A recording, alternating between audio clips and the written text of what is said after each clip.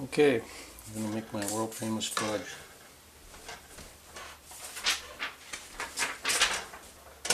For cooking, get a heavier saucepan, something with it that can take the heat, not get you hot spots. I've got 4 cups of sugar in here. I'm going to add 1 can evaporated milk.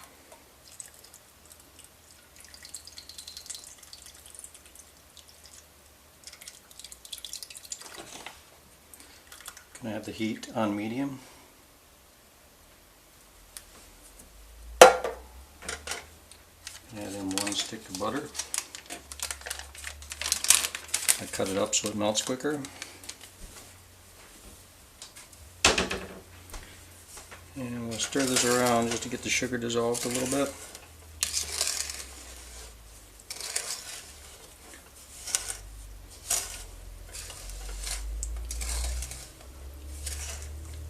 Cooking time on this fudge is going to be probably around 20 minutes, maybe a little over. We'll have to bring the sugar mixture to a boil. Once it comes to a boil, we'll take it up to 238 degrees, which usually takes about 15 minutes from the time it starts to boil.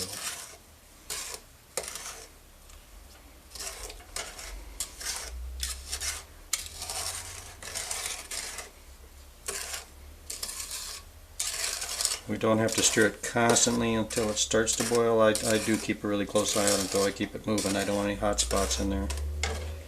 We'll be using a candy thermometer once we get to a boil to monitor our temperature. In this here, I've already got 2 cups of chocolate chips. I'm using 60% cocoa mix today. And I'm using 3 squares of unsweetened chocolate. You can use semi-sweet if you like, or it's up to you. I'm just going for a little stronger taste. And what you do with the blocks of chocolate, you want to chop that up so it melts quickly. You can see I have it kind of shredded in here already. So I'll show you how to do that with a knife, cutting board. Just shave it. If we threw it in whole, it wouldn't melt. It would be too thick, too hot, too hard to melt, and it would ruin your chocolate. So once we get to the point of melting the chocolate, we want it to move quickly. So we just carefully shave this up a little bit.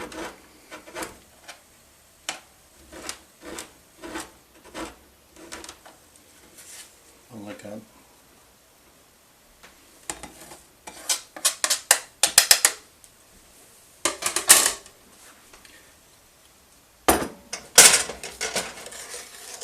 You want to have a good pot holder handy, because once this gets going, it's going to get extremely hot, and you want to be able to grab the pan without burning yourself. Also keep little kids, things away from the stove. You're going to be tied up when you do this. You can't walk away. Once it gets going here, you've got to stay with it. And you don't want somebody to get spattered or spilt on. If you stir gently, you won't spatter. Alright, so there's our chocolate. That'll be waiting. Into this mixture I'm going to add, I have marshmallow cream, just a generic brand. I think I got this at Walmart. I'm going to add a teaspoon of vanilla, so that I'm ready to go. Once the sugar and milk get hot, I'm going to want to move quickly, so I'd like to have all this stuff prepped and ready to go at once. I use just a hint of almond extract. I put maybe 1/8 of a teaspoon in here. It really brings out the chocolate flavor.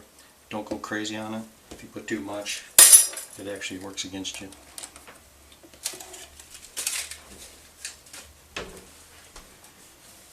And now it's kind of a waiting game till you get the chocolate or the sugar cooked up to temp.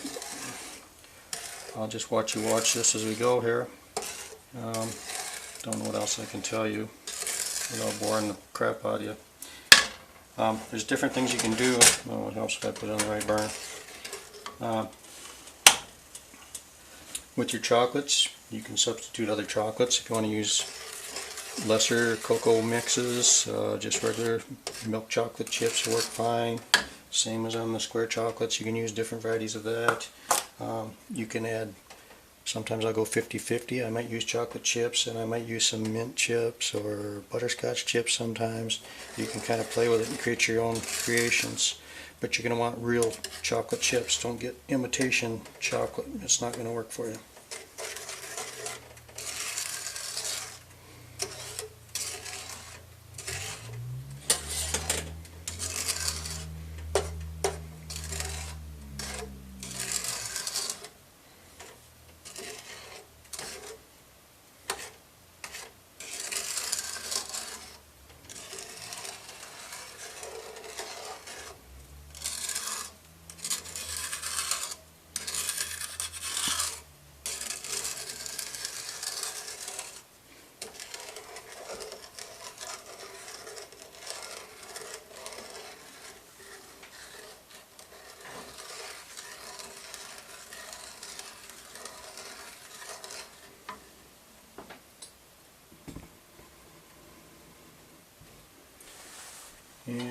have this pan ready to go to.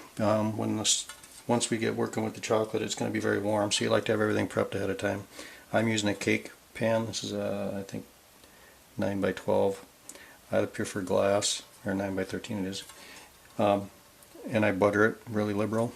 You can use a metal plate pan if you want to, but I prefer glass. It's not porous. It seems like once the fudge hardens up, it's easier to get out of this container. It's easy to slice.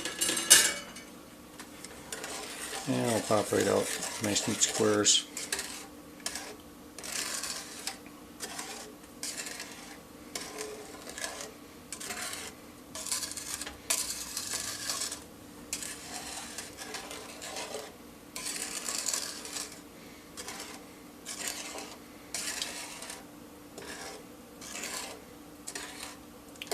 I don't make many videos, so once this gets done, hopefully I can shorten it up a little bit in editing, so I don't bore the living crap out of everybody that watches this.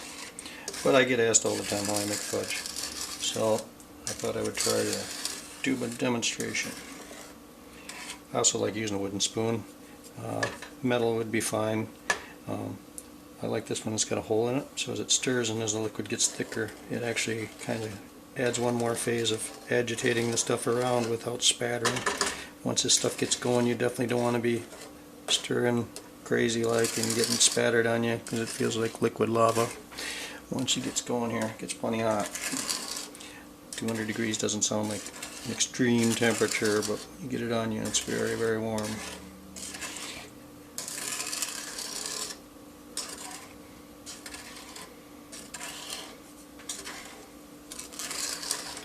And the more times you make this, you'll start to see what the chocolate will look like as you're working it in. Sometimes it might start to look like it's going to break away from you, and actually sometimes it might actually break and crystallize on you right away. It just means you flop somewhere. Happens. Could be a bad ingredient, or you got some contaminant in there somewhere. But once it comes off, you'll see how I work it. I'll be melting the chocolate in, just doing general stirs, and as the chocolate gets melted, I'll be whipping it more and adding our marshmallow cream. And as we do that, then it'll start to develop a little bit of a shine to it. And as it cools down a little bit, I don't want to put the vanilla in right away, because that will evaporate. We'll lose all its ability to give us any flavoring.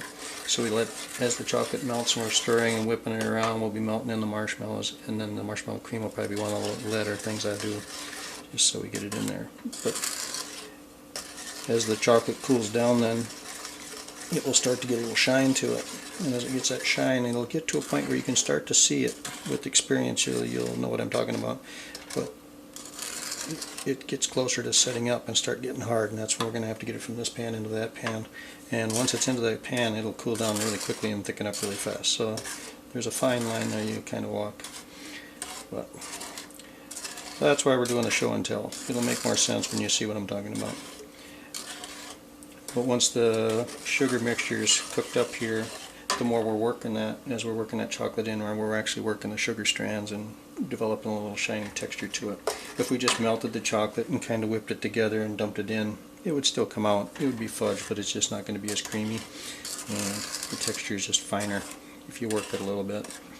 I compare it to making bread. You know, you're working the yeast and the bread dough, you're stretching it and building up an elasticity, and it's kind of the same thing.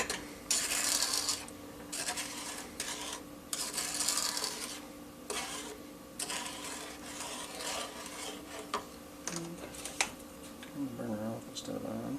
That's not good.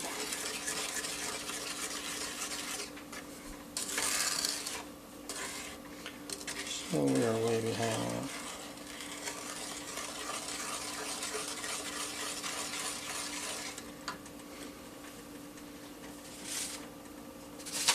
I've seen other recipes with sweetened condensed milk and things like those. They're easier to do, but I don't like the texture as well myself. I think they're more of a sticky fudge, or I just think this ends up being a richer combination here. That's why I make it. It takes a little more work, but the product is a lot better when you're done.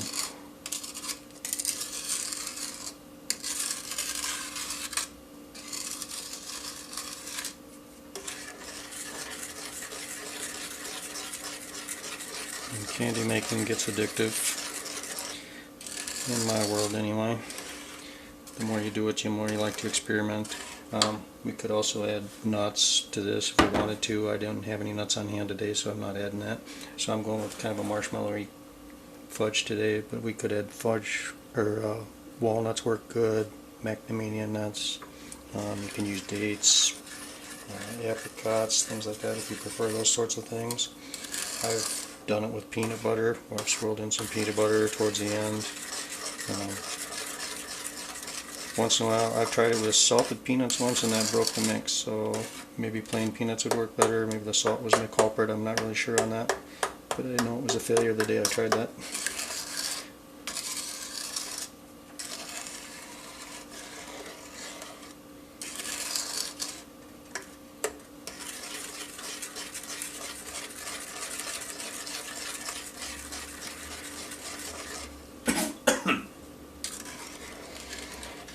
Okay.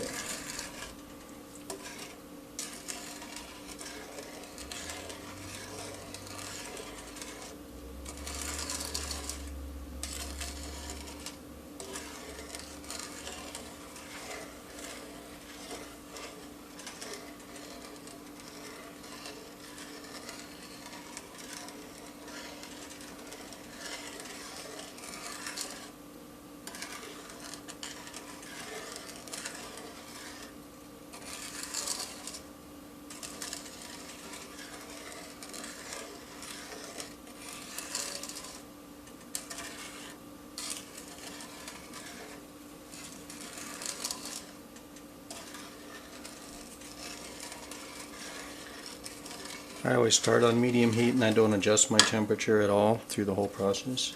I find it's just easier to keep it up. You know, some people might start at higher heat, but if you forget to turn it down, you burn your sugar, you've ruined your batch, so you don't want to get any burns in here. Medium heat actually heats up quite quickly.